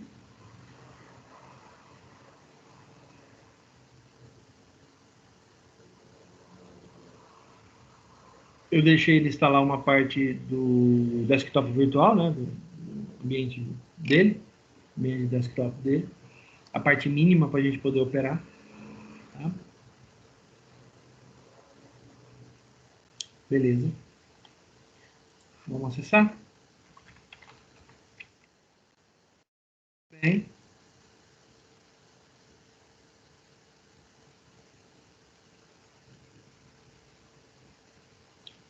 Deixa o Deb inicializar. Perfeito. Vamos lá. Vamos agora aos passos necessários para instalar o PVM. Primeira coisa que a gente precisa fazer, gente, ó, eu vou vir aqui em Activities, tá? Para quem não conhece o Linux, eu vou vamos apresentando, né? E eu vou fazer a instalação na mão, usando o comando, tá? Para que a gente possa entender o que está acontecendo. Eu podia fazer pela parte gráfica? Podia. Mas eu acho melhor fazer desse jeito aqui, tá? Assim, se surgir alguma dúvida, o pessoal já se familiariza também, né? É importante a gente conhecer o sistema operacional, tá? Beleza, estou no terminal aberto. Vou passar para o superusuário, né? É o comando SU. Lembrando, esse Debian não está configurado com sudo, que é o comando que permite que a gente execute comandos como superusuário. Não, eu não tenho sudo aqui, por enquanto. Eu acho que eu nem vou colocar, porque ela não é para fazer isso mesmo, né? Eu coloco a senha que eu informei lá na instalação, né? A senha do superusuário. Pronto. Primeira coisa que eu tenho que fazer, eu tenho que saber a situação da minha instalação. Vamos lá, cursinho básico de Linux, tá? apt-get update. O que ele vai fazer? Ele vai verificar no repositório, né? Se todos os pacotes estão listados, estão ok. Se tiver alguma atualização, né? Eu verifico apt-get upgrade e ele vai olhar para mim, eu não tenho nada para atualizar. Eu gosto do Debian justamente por causa disso. A versão 10.9 saiu tem 2 meses. Ah, não tem atualizações. Mas presta atenção, isso aqui é o sistema básico. Lembra o tamanhinho? Pequenininho. Esse é o base. A gente não coloca muita coisa nele. Tá? Também a gente não vai usar ele para tanta coisa. Muito bem. Feito isso, eu coloco a parte que me compete. Primeira coisa que eu preciso, apt-get open ssh server. Deixa eu confirmar se eu estou usando o nome correto, tá? Acho que é. Não. Faltou um comando. apt-get, aí vem o parâmetro, né? Opa. Install. Isso. Aí o nome do pacote que eu quero instalar. É esse cara aqui. Ele já instala, já configura e já inicia o daemon para nós. Mão na roda, né? Beleza. Ele tá avisando que ele vai ter que fazer download de algumas coisas. Tudo bem, não tem problema. O download não é muito grande, né? Então, vamos deixar ele rodar. Vamos dar um Enter aqui para o Yes. Ele vai conectar lá no repositório e puxar os pacotes que ele precisa. Tá? Olha lá. Já fez a configuração, já instalou o software, já configurou o servidor. Está tudo pronto. Mas pronto assim, inicial. Se você precisar customizar alguma coisa, você tem que meter a mão aqui para mexer. Tá? Mas a gente não vai precisar mexer com isso. Qual que é o próximo passo? É a gente trabalhar com o PVM. A gente precisa instalar o PVM agora. Tá? Então, como é que a gente instala? Usando o apt-get do jeito que a gente fez. Ó. apt-get install. Muito difícil, né? PVM. Só isso. Ó. Aqui eu mandei instalar, ó. Tá vendo? Aí ele fala para mim que ele precisa desse cara, que é a biblioteca do PVM, a gente precisa dela. Ele vai instalar esses dois e só, acabou. É só clicar Yes aqui, ó. Olha lá. Pronto. Instalado. Tá pronto para usar? Quase. Mas aqui a gente já pode trabalhar com ele, tá? Vamos voltar aqui para a apresentação para a gente poder discutir. Então vamos ver. Console do PVM. A partir do console do PVM, é possível executar diversas tarefas de gerenciamento da VM. Algumas tarefas comuns são acrescentar e remover máquinas na VM, iniciar e encerrar tarefas em máquinas que fazem parte da VM, listar parte ou todas as tarefas da VM e enviar sinais para tarefas. Muito bem. Para iniciar a execução do console do PVM, basta digitar PVM na linha de comando do seu shell. Em outras palavras, ele quer que eu venha aqui, ó, e escreva. Mas eu não posso... Ah, tem um detalhe. Olha, isso aqui é uma pegadinha. Você coloca PVM. Lembra que eu estou como root? SU, né? Estou rodando como root. Dá uma olhada no que ele fala. Ele diz que não é boa ideia você fazer isso, rodando como root. Tá vendo? Então, o que eu faço? Eu saio do SU, exit, eu voltei a ser o usuário, só user, né? Na máquina Spook. E aí, o que eu vou fazer? Aí eu rodo PVM. Pronto. Já estou com o PVM funcionando. Legal? Vamos continuar. Para acrescentar novas máquinas, essa é a parte que deu problema. Tá? É a parte que eu não consegui fazer funcionar. Por causa de alguma questão de configuração que é diferente, né, do Red Hat para o Debian. Inclusive, eu fiquei de dar uma futricada maior para fazer isso. É a parte que eu estou devendo para vocês. Tá bom? Mas é só você colocar add e o nome da máquina. No meu caso, eu estava fazendo um pouco diferente. Eu não estava usando o nome de máquina. A versão que nós temos, ela permite eu colocar add 192, 168. Ah, que legal. Espera aí. O IP, ela permite a gente usar o IP. 192, 168, 015, por exemplo. Eu não sei o nome. Eu tenho uma máquina, uma das VMs que se chama Quark. Elas não estão rodando agora, tá? Mas qual que é o problema? Justamente a parte de configuração. Eu tinha que configurar o SSH da VM Master e das slaves para que elas pudessem se enxergar pelo nome. Então, só que aí, futricando na documentação do PVM, com a ajuda do meu colega, a gente descobriu que dá para colocar o IP aqui no lugar do nome da máquina, tá? Seria interessante se a gente pudesse, né, ter ela. Eu ia mostrar para vocês. Mesmo o problema qual era. Fala, Manuel. Professor, assim, pelo que eu tenho de costume lá de usar, né, o SSH, você tem que criar só nessa máquina que vai ser o chefe, digamos assim, que é essa daqui, que é o mestre, que o senhor está criando. Nos outros, você vai acessar ele, tipo, o servidor dele pelo IP, entendeu? Você não configura eles lá. Então, mas o PVM é diferente, tá? Ele não... O PVM é um pouco diferente. Ele até usa o SSH. Se eu chamar aqui, ele vai. Deixa eu rodar aqui, eu vou mostrar para vocês. Porque, assim, até onde de costume, digamos assim, é que eu não sei exatamente como que é por trás, mas lá é usado assim, eu abro, vamos supor, o programa, o SSH que eu tenho, só que eu não vou configurar ele. O que eu vou fazer? Eu vou jogar o meu usuário, né, para conectar no IP mestre. E aí eu coloco o usuário para conectar no IP mestre. No IP mestre que eu vou criar, no caso, as configurações. Então, só que aqui o PVM é um pouco diferente, como eu falei. Como é que funciona? Você configura a máquina master, tá? Do PVM e na documentação que o meu colega me passou, que é justamente onde está tendo o problema, você precisa colocar o IP e o nome das máquinas, né, relacionadas, que vai ter acesso via SSH, no master.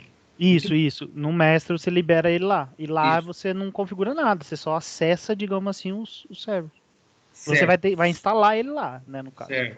Só que nos slaves, no PVM, tem um passo também que deve ser feito. Tá? Por quê? Porque você precisa configurar a comunicação no duplo sentido. Entendeu? Então, por exemplo, Entendi. a PVM, né, na PVM, a master, você tem, por exemplo, aqui eu tinha 6 VMs.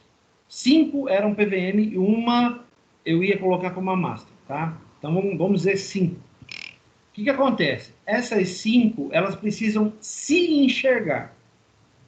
Então, eu precisaria da configuração SSH em cada uma delas para que o PVM, quando estiver rodando, ele saiba quais são as máquinas que compõem o grid dele. Entendeu? Quem é quem, exatamente. Quem é quem. Então, ele precisa saber disso tudo. Então, a configuração ela é um pouco mais complicada do que a do SSH. Ele por ele, eu fiz normalmente de uma máquina para outra aqui, eu consegui fazer. Deixa eu ver se eu consigo. Já está rodando. Vamos ver se eu consigo chamar ela ali. Se é que não mudou o IP, tá? Deixa eu sair aqui. Deixa eu colocar aqui. Eu uso o RSH, né? Aí o IP da máquina. Vou colocar user, @ 1680142. Bem, eu vou responder sim ou não. Sim. Ele está perdendo a minha senha. 1, 2, 3. Estou conectado lá na outra máquina, ó. Aqui funcionou direitinho, né? Essa parte aqui está ok. A parte de comunicação entre elas via SSH está legal. Aonde que está o problema? É justamente na parte de configuração do PVM em cada nó. É justamente isso que deu um problema. No Red Hat isso é feito de um jeito. No Debian é feito de outro. Entendi. E aí que faltou o meu amigo aqui para me ajudar nesse ponto. Tá? Mas acho que ele também ia apanhar também, porque lá eles usam Red Hat. Então, aí a gente vai ter que investigar um pouquinho mais. Mas eu percebo que falta alguma coisa muito pequena que falta para botar ele para funcionar.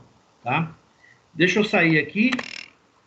Sair lá da minha do VM. SSH da outra, Sair do SSH da outra, vou entrar na PVM, tá?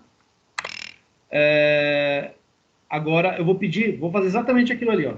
Add, aí eu vou colocar a máquina que eu quero acessar, 192.168.0.142. Tá vendo, ó? Falhou. Aqui, ó. Essa parte aqui, ó. Ele diz que não consegue startar o PVM-D, o Daemon, lá na máquina Slave. Só que lá tá rodando. Esse é o problema, tá? Aí ele faz Pediu para verificar o SSH lá do outro, né? Não, Teste então, do SSH. se você observar aqui, ó, senha 1, 2, 3, tal, olha lá, o SSH tá ok lá. Aí ele está verificando, está fazendo outro teste do sistema operacional. Aí eu estou testando, estou informando a senha, legal. Agora é a parte da configuração do PVM que ele não está achando lá do outro lado. Na hora que eu informo a senha, ele não passa. Então, a parte SSH está funcionando, tá? É essa parte aqui, ó, que aí eu vou ter que pedir ajudas para os universitários da Unicamp, para eles darem uma força lá na configuração desse cara. Vou ver se eu consigo falar com alguém lá, né, não sei se meu colega deve trabalhar com mais, deve ter algum aluno dele que trabalha com ele nesse projeto lá. Eu vou ver se eu consigo trocar uma ideia com eles para saber exatamente o que eu estou errando na configuração desse cara. É a parte que eu estou devendo para vocês, tá? Ele está dizendo que o valor é errado. O valor do quê? Ele está dizendo do IP ali. Não, do PVM root. Ele está falando que esse valor lá é inválido, ó. Que a variável de ambiente, PVM root, lá é inválida, mas está setado. Quando eu verifico lá, ele tem lá. Tá? Entendi. Só para confirmar para vocês, eu entro. Não existe aqui, existe outra coisa. Eu vou lá no RSH, user arroba 92.168.0.142. Beleza? Aí eu estou entrando no RSH lá, beleza, entrei. Como que eu faço para ver isso no Linux? Tem duas formas, tá? Ou você usa env e sai caçando o valor aqui dentro, tá? Que esse aqui são as variáveis de ambiente. No Windows, a gente coloca set e ele traz para nós todas as variáveis de ambiente, tá? Deixa eu mostrar isso aqui no Windows para vocês. Não. Fecha. Deixa eu ver essa tela aí, professor, com as variáveis. Tá, espera só um minutinho.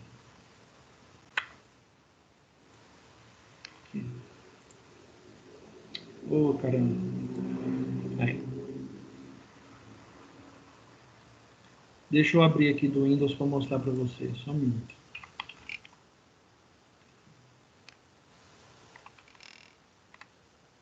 Aqui, ó. No Windows, tá?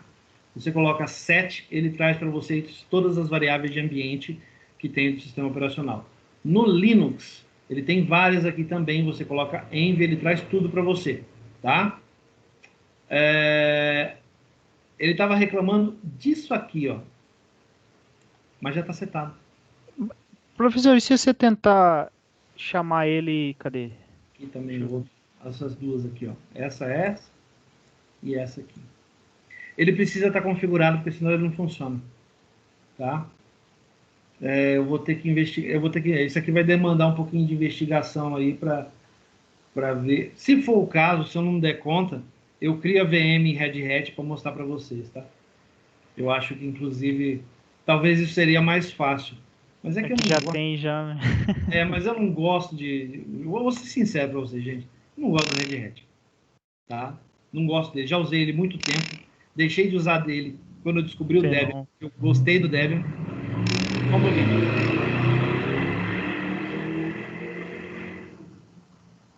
Essas coisas a polícia não vê, né?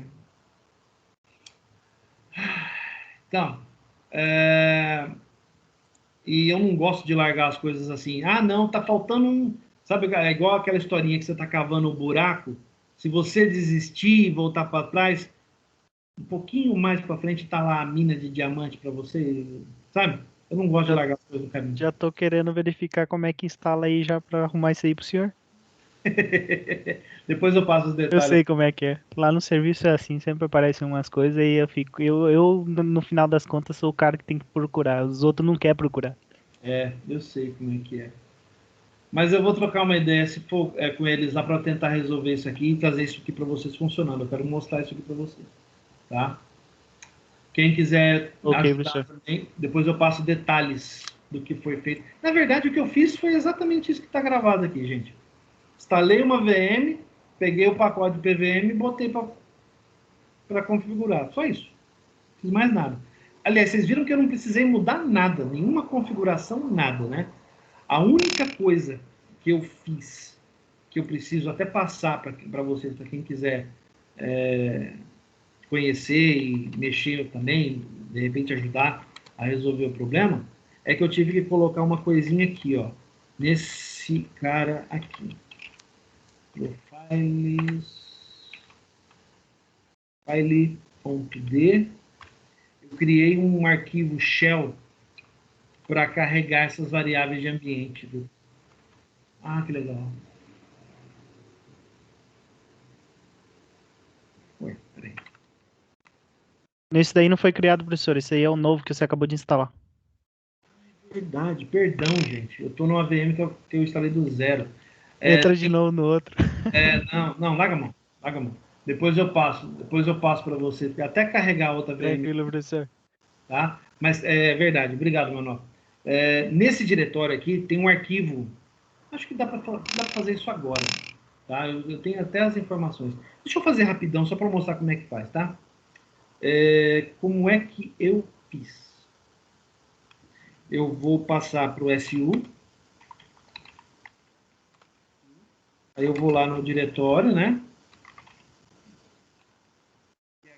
É o lugar onde você seta essas configurações, tá? O que tem nesse diretório? Tem os arquivos de shell.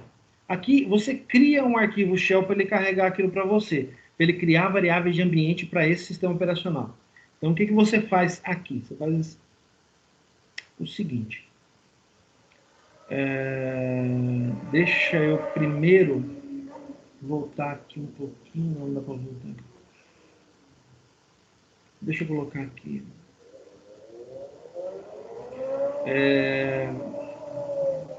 Eu gosto de usar o Gedit para fazer isso. É um editor de texto simplesinho, tipo bloco de notas, tá? Gedit pvm.shell. Ele dá uns avisos de erro aqui, mas não tem problema, tá? Deixa eu pegar o Activities aqui, criar um outro terminal. Legal do Linux é poder fazer isso aqui. Ó. Pronto, new tab. Aí eu vou lá em cd barra usr barra lib barra pvm place. Legal. Aqui, tá, é onde fica instalado o PVM. Então eu preciso desse caminho nesse cara aqui. Então, peraí. Aqui. Eu vou colocar o seguinte aqui. Eu coloco PVM root recebe aquele caminho que eu peguei lá, tá?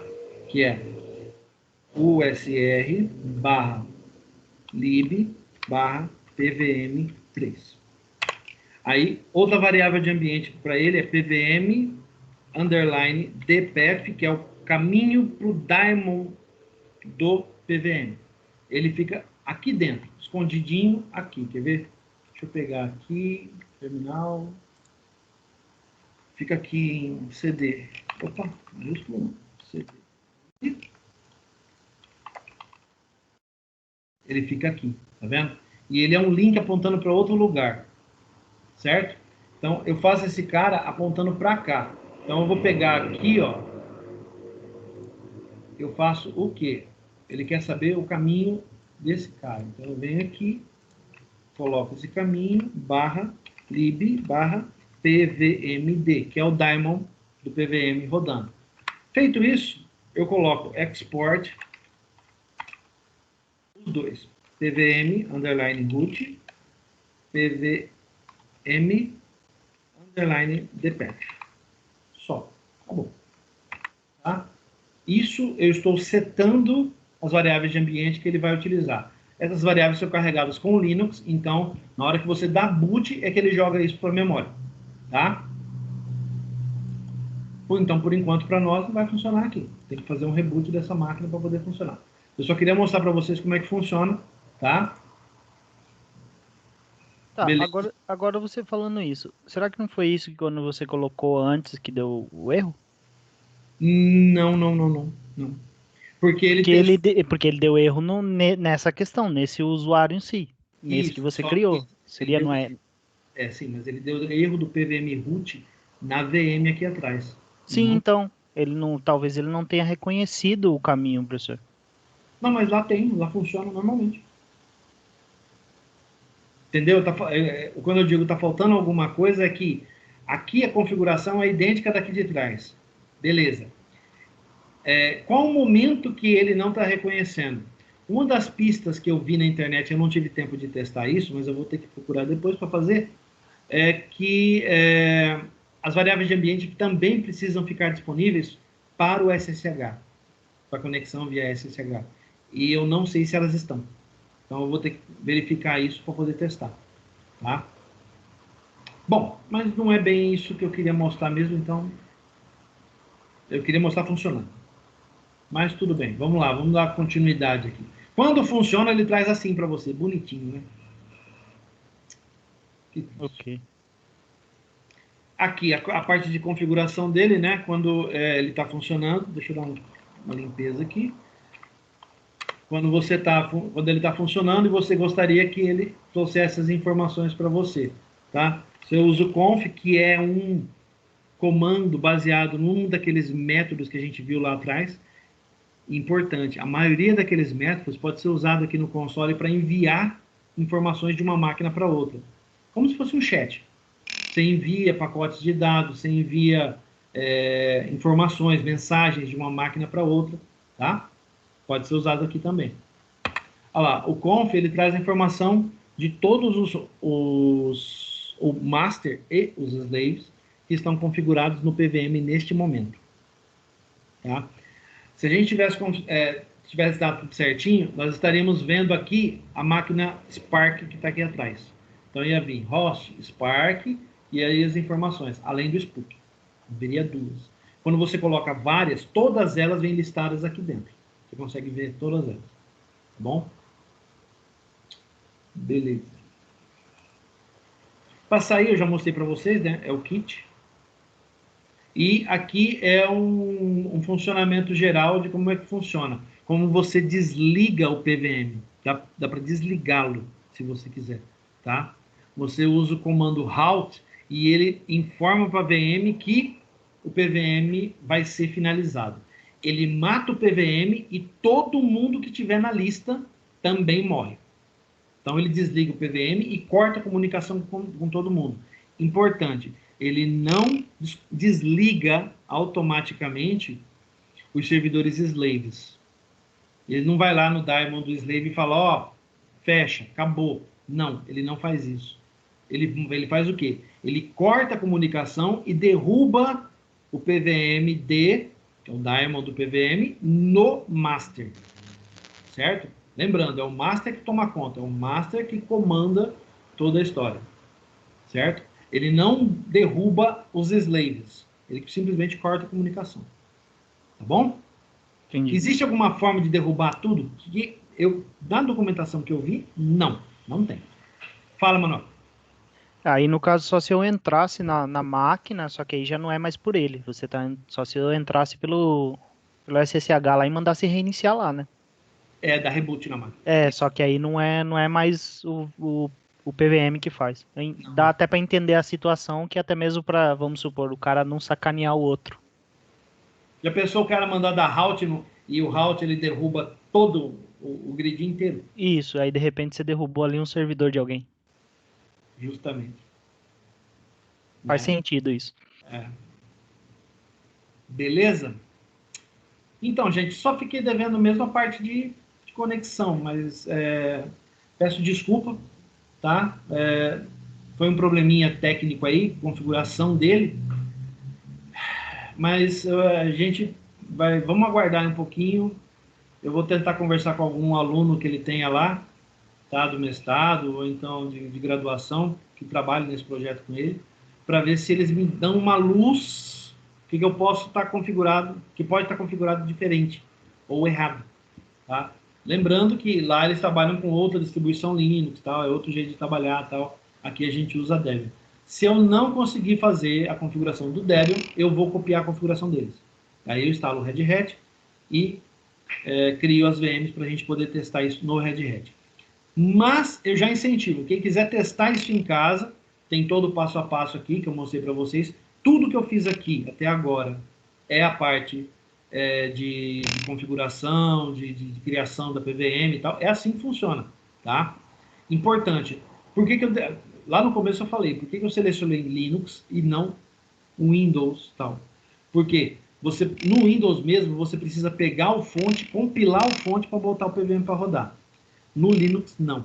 No Linux é só você mandar adicionar o pacote que ele já começa a trabalhar numa boa.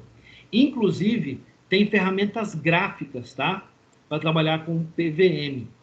Deixa eu trazer aqui para vocês.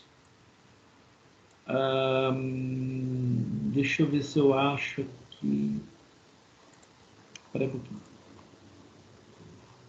Tem aqui, ó, a parte de ferramenta gráfica dele, tá? Ó.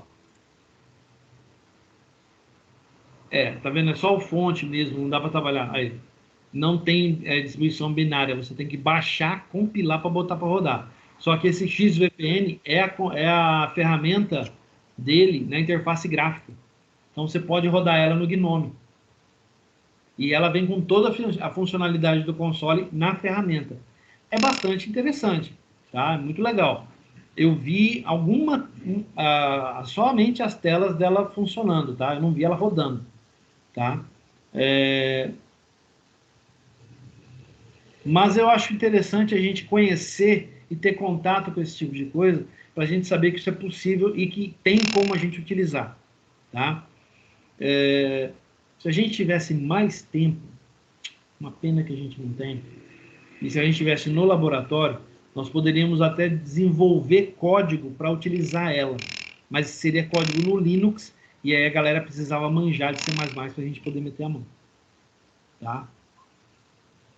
Nós poderíamos até fazer alguma coisa em Python, né?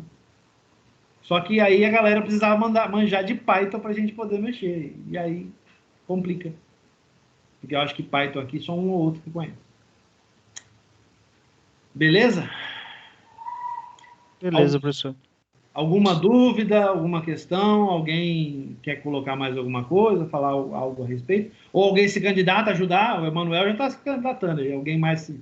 Uma dúvida, não é nem... É uma dúvida aqui para ver se eu conseguiria fazer, tipo, abrir...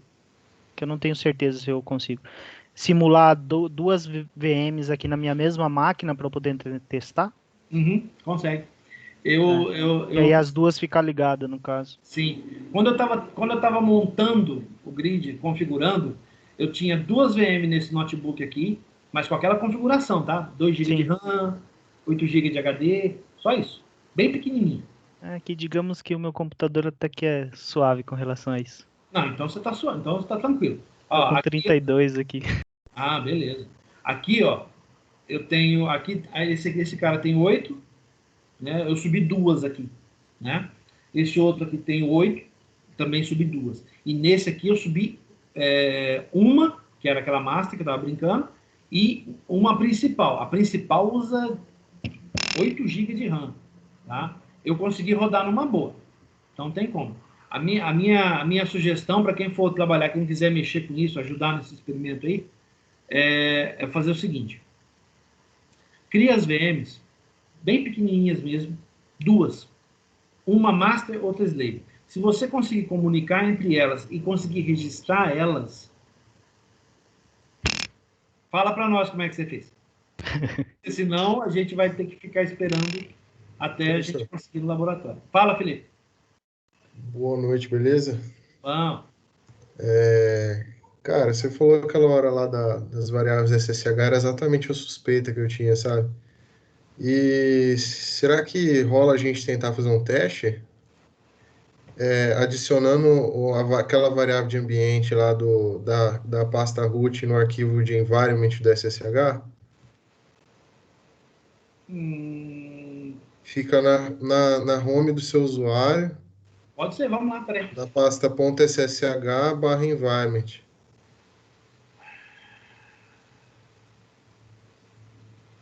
Vamos lá, peraí. Ah, Vamos lá. No Kit. Na pasta do meu usuário. Environment. Tem não. não, é .ssh. Ah, tá. cd. Isso. Esse é o Spark, né? Vai ter que colocar nas duas. Daí coloca na sua aí, pega a variável de ambiente que está setada do PVM Ah, e aí você coloca ela dentro de uma pasta environment, aí dentro, num arquivo de texto chamado sshrenv. Aí você coloca aí na sua máquina, aí vai lá na máquina Spark e coloca também. uhum, Aí quando sua máquina executar o comando ssh lá, remoto, uhum. aí o SSH server que está rodando lá vai carregar as variáveis de ambiente que está lá e vai conter a variável do PVM root. Entendi. Acredito que funciona. Tá, não, eu entendi o que você quer dizer. Entendi. É uma. Dá pra gente. Dá pra gente testar assim. Mas eu vou fazer o seguinte, eu vou fazer o teste, mas fora do período de aula. Beleza. Porque senão vai ficar muito grande a aula e tal. Mas aí, se surgir alguma coisa, eu aviso vocês pelo WhatsApp, tá? A gente vai conversando, vai trocando figurinha. Vamos tentar fazer esse cara rodar aqui para a gente fazer esse laboratório. Como eu não tenho eles instalado aqui ainda, o VirtualBox faz hora que eu não mexo nele. Ah, Aí daqui a pouco eu vejo isso aí e eu já tento hoje ainda. tá Amanhã bom, eu tô de folga, dá pra eu testar isso aí. tá joia. Beleza. Boa ideia, Felipe. Eu vou testar isso daqui a pouquinho, tá? Vou Boa. testar aí. Boa ideia. Bom, gente, então, a despeito dos testes, a gente tem um monte de coisa, um monte de teste para fazer. Mas vamos fazer funcionar, tá? Vamos para o final, relatório de aula, tá? Só um pouquinho, que eu recebi uma mensagem aqui. Deixa eu ver. Ah, entendi. Beleza, Felipe, já vi já, tá? Já vi. Já vou até deixar aqui, já vou abrir daqui a pouquinho. Então vamos para o relatório de aula? Beleza. Gente, como hoje essa aula ela foi mais. A gente tentando puxar ela mais para o prático e tentando, né, fazer esse negócio funcionar tal, a despeito dos problemas que a gente teve aqui e tal, dessa vez não tem questão do professor, tá? Porque eu acho que já é uma coisa, já é um relatório bastante pesado para eu pegar mais essa questão, colocar a questão do professor aqui nesse relatório, tá? Então, esse relatório não tem questão do professor, tá bom? Mas nem por isso eu vou deixar de avaliar legal esses itens aqui, tá bom? Vamos falar sobre a aula de hoje, né? O assunto do relatório SCI Atividade 2021-05-13, e vocês têm até o dia 16, quer dizer, você tem 72 horas para fazer o relatório e mandar para mim. Tempo de sobra, né? Na dúvida, me chama pelo WhatsApp, e aí a gente conversa. Beleza? Então, vamos encerrando por aqui. Em nome do Unidep Croto, eu agradeço a presença de todos. Tem um monte de testes para fazer, para a gente botar isso para rodar. Se tudo correr bem, a gente, semana que vem a gente já mostra. Tá? Isso se não for atrapalhar o restante do conteúdo, tá? Porque eu não posso parar. A gente está perto das provas, né? Então tem que tomar cuidado. Beleza? Então, fico por aqui. Um grande abraço, tudo de bom e até a próxima, gente. Valeu! Boa noite, professor. Falou.